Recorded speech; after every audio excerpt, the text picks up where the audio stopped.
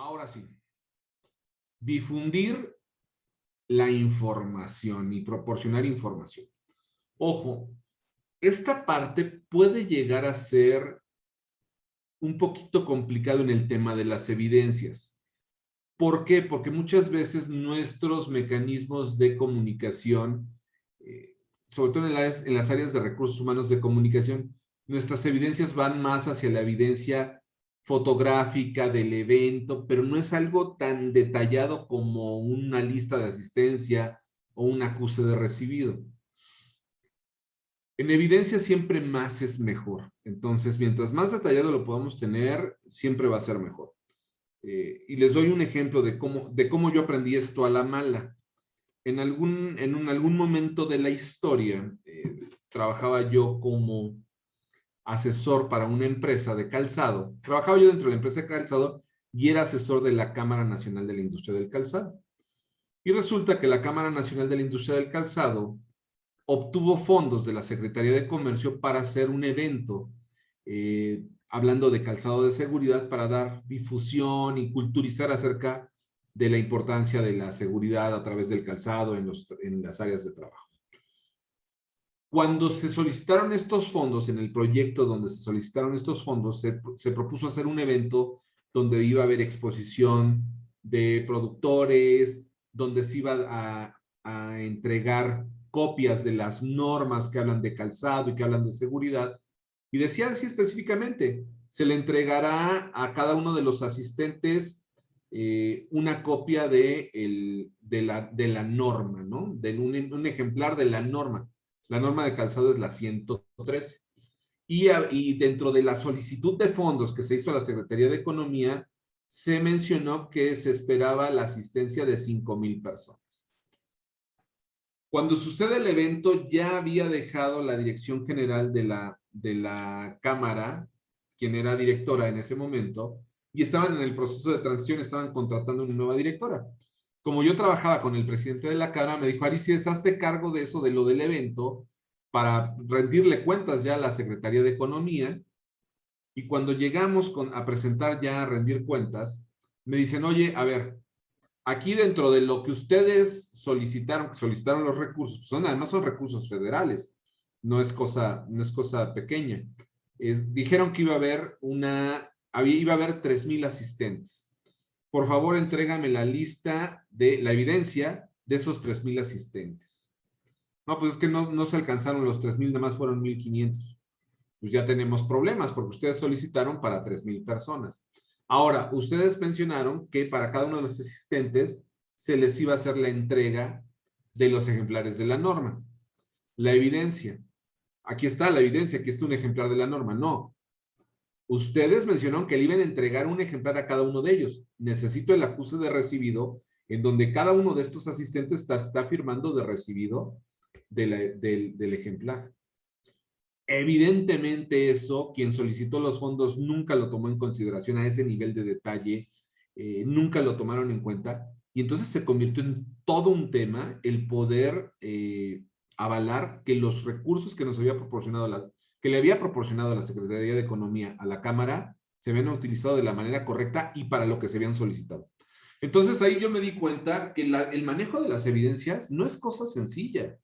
O sea, no puedes dar por hecho que una fotografía acredita como evidencia si no estás llegando a todos, ¿verdad? Entonces, ojo, tratemos de tener listas de distribución, si hay posibilidad de tener acuse de recibidos, tenerlos, listas de asistencia, fotografías, no escatimemos esfuerzos, sobre todo en la evidencia de la comunicación, no dejemos lugar a dudas. ¿De qué tenemos que tener evidencia? ¿Qué tenemos que comunicar? Bueno, punto importante.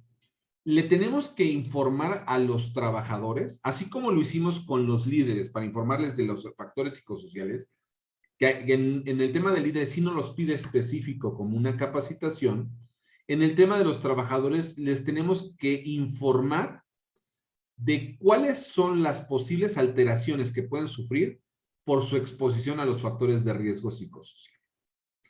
Esto puede ser a nivel informativo, puede ser presencial, puede ser a través de un video, puede ser a través de un boletín, pero nosotros tenemos la obligación de demostrarle a la autoridad que a todos los trabajadores se les comunicó que existían los riesgos psicosociales y qué tipo de alteraciones podría sufrir cada uno de ellos en su salud por esta sobreexposición a los factores de riesgo psicosocial. ¿Qué significa esto? Imaginémonos que yo por mi trabajo trabajo con un teléfono celular y descubren que el teléfono celular, si tú lo usas más de media hora al día, lo tienes pegado a la cabeza más de media hora al día, te puede ocasionar pérdida de la memoria a corto plazo. A menos que tú te tomes un vaso de jugo de naranja todos los días. Caigamos en eso. Pues yo tengo la obligación de decirle a mi personal, oye, ¿qué crees? Tú que usas el teléfono celular, fíjate que ahora se descubrió que te puede generar esta afectación y que una medida preventiva es que te tomes un vaso de jugo de naranja. Yo te tengo que informar que existe un riesgo por el estrés, que existe un riesgo porque no estés debidamente capacitado, que existe un riesgo por violencia laboral y cómo te puede afectar. Hay 4 niveles de afectación. La afectación puede ser llegar a la fisiológica, que te enfermes, un tema de hipertensión, de diabetes, un infarto, pero también puede ser de carácter conductual.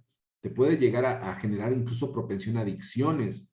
Puede ser de carácter emocional, ¿no? Te puede afectar a las actitudes. Y hay otro que se me está yendo. Son 4 niveles de afectación. Emocional, conductual, social y fisiológico, me parece. Entonces, yo tengo que informarle a los trabajadores que, ojo, el que tú tengas jornadas extendidas de trabajo, aunque estés muy contento porque te estamos pagando las horas extras, puedes llegar a tener una afectación. Entonces, tengo que informártelo y tengo que tener evidencia de que te lo informé. Entonces, no viemos esta evidencia. De repente en las organizaciones, pues es que ya lo publiqué en el boletín, ¿no? Pero yo no me aseguré entonces que lo leyeran. ¿Cómo sé que sí les hice un examen después? Porque a lo mejor ese es un punto importante, ¿no? Con algunas empresas hemos tenido esta oportunidad de decir, bueno, vamos a hacerles un video de 5 minutos en donde se les explica y ese video de 5 minutos se les manda en un enlace a través de WhatsApp o de correo electrónico donde lo ven e inmediatamente después de esos 5 minutos en un formato se les presentan 3 preguntas y la persona registra su correo electrónico. Ok, ya tengo la evidencia. Oye, pero eso es muy complicado. Ay, pues, no sé qué tan complicado sea. Si no lo hago, la multa puede ser hasta de $500,000. Entonces yo creo que vale la pena hacerlo y además vale la pena que la gente lo sepa. Porque, ojo, aquí en el tema de los procedimientos de evaluación de la conformidad, también podría yo retener un tipo de comprobación de entrevista, es decir, que el inspector de la Secretaría del Trabajo ve pasar a un trabajador o de un listado y dice, a ver, tráeme a Daniel Pérez y lo entrevisto. Oye, cuéntame, ¿te informaron de ¿sabes qué son los riesgos psicosociales? No, pues es que según tuvieron unas jornadas, ¿no? ¿A poco no tuviste ninguna información? No sabes, no has escuchado la norma 035, no, nada. Porque también podríamos estar armando la evidencia, ¿no? Yo no comunico y armo unas listas bien bonitas y firmo. Entonces, aguas ahí, porque también el tipo de comprobación en esta obligación puede ser a través de entrevistas. Entonces, tenemos que considerarlo. Eso es de lo primero que tengo que comunicarle a los trabajadores. 2, también te tengo que comunicar qué tipo de medidas estoy teniendo para la prevención de los factores de riesgo psicosocial. Es decir, ¿qué estamos haciendo? Ya te dije que existen los factores de riesgo psicosocial en el punto número 1. Punto número 2, ¿qué estamos haciendo para prevenirlo? ¿No? Que te estoy dando ciertas facilidades para atender emergencias familiares, estoy buscando que tengas mejor balance vida-trabajo, te estoy promoviendo la cultura y el deporte a través de estas acciones. Todo este tema de las medidas y acciones de prevención es un tema amplio. Yo les recomiendo aquí que leamos con detenimiento el 8.1 y sobre todo el 8.2. El 8.2 nos va a dar conciencia de todos los temas que debemos de contemplar como medidas de prevención. Es amplio y puede llegar a ser complejo en el tema de presentar la evidencia de ello. Punto número 3. También como parte de los temas de comunicación, publicación y difusión de la política de prevención de riesgos psicosociales. Esto ya hablé en el tema anterior, pero también es de lo que tengo que tener evidencia. Obviamente tengo que comunicarte todo en un proceso de cambio cultural. Si voy a hacer el levantamiento de los cuestionarios, por ejemplo, ahorita estamos armando la logística con un cliente que vamos a hacer el levantamiento de los cuestionarios de la guía de referencia 3. Lo tenemos programado. Hoy nos dieron la luz verde para hacer el levantamiento. Obviamente yo no lo puedo empezar a hacer mañana. Tenemos que correr una campaña de comunicación. Primero tenemos que armar la logística de cómo vamos a armar los grupos, si en línea, si presenciales. Una campaña de comunicación para convocar a las personas, decirles de qué se va a tratar y entonces levantar esto, ¿verdad? Entonces, por lo menos necesitamos una semana para poder hacer el levantamiento de los cuestionarios. Eso, pues lo tengo que comunicar porque así funcionamos las personas, me tienes que comunicar, pero de esa comunicación no necesito tener una evidencia que tenga que acreditar ante la autoridad. De esto sí, ante la autoridad le tengo que acreditar que les comuniqué las alteraciones que podrían sufrir los trabajadores en su salud por exponerse a riesgos psicosociales. Tengo que tener la evidencia de que le comuniqué cuáles son nuestras medidas de prevención. Tengo que tener evidencia de que se le comunicó, se les explicó la política de prevención de riesgos psicosociales. Cuarto, muy importante, ya lo hablamos, de que existe y cómo funciona el mecanismo para presentar quejas.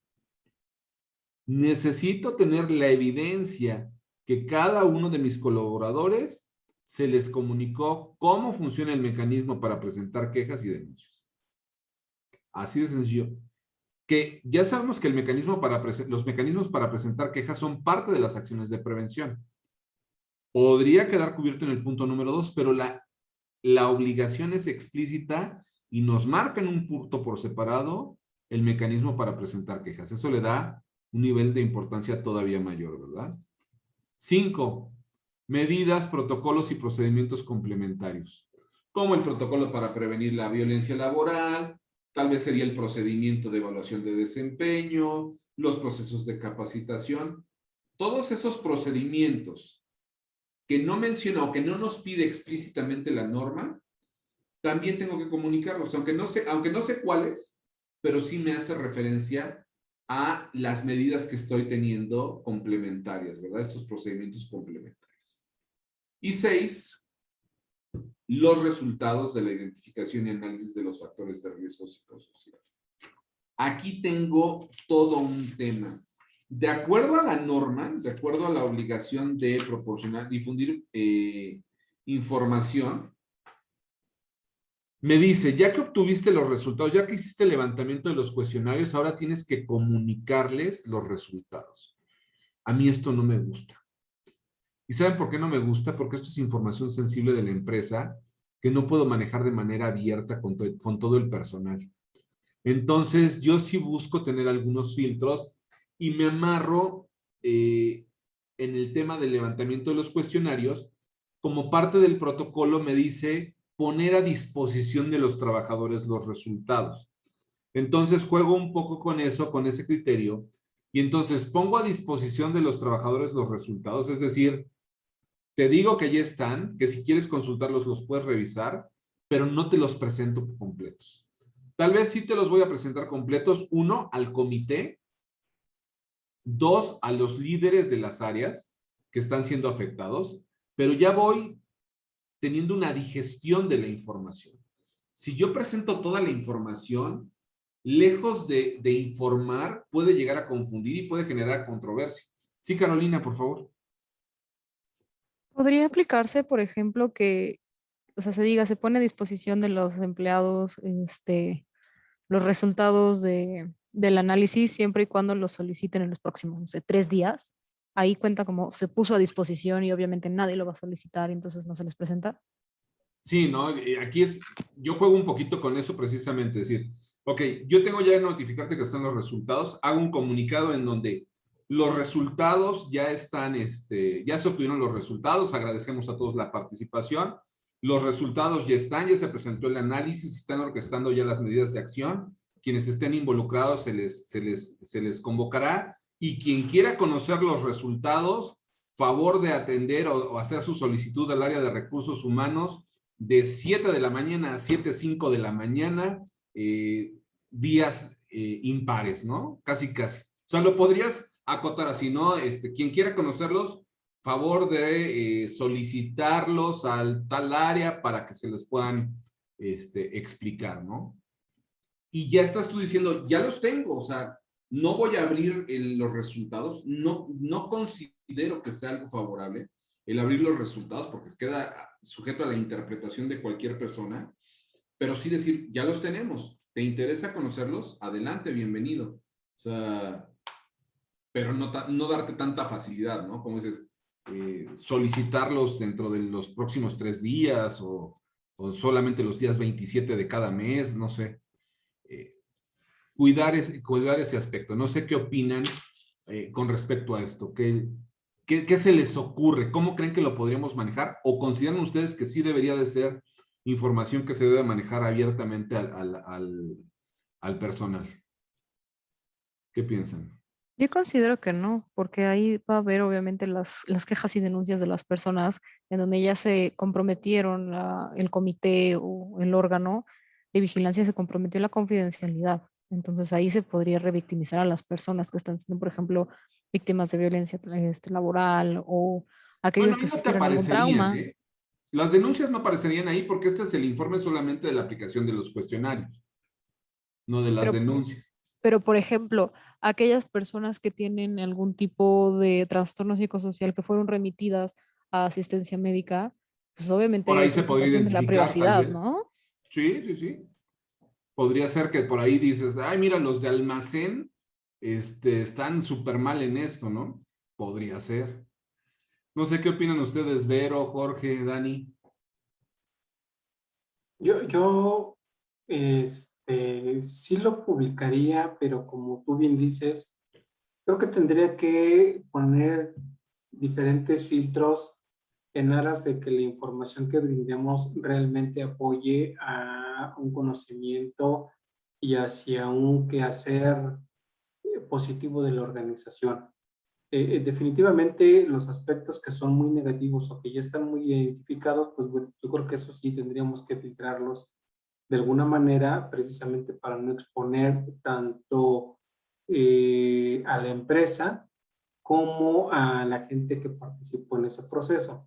Pero sí, sí hay temas generales, vamos a decir, una revisión de una política, la implementación de ciertos procedimientos, las cargas de trabajo, de forma muy general, y los datos sociodemográficos, pues yo creo que en esa parte pudiéramos estar compartiendo la información sin mentir, sin decir nada fuera de lo real, y mostrar precisamente esa información, ¿no? Pero precisamente ya con cierto cuidado y con cierto manejo para no afectar a la empresa, ¿no? Porque al final del día lo importante creo que también es conservar el buen nombre de la empresa con sus diferentes procesos, ¿no? Sabemos que pues en todas las organizaciones tenemos áreas de oportunidad, ¿no? Y que bueno, pues no, nosotros mismos no tenemos que balconearnos, ¿no?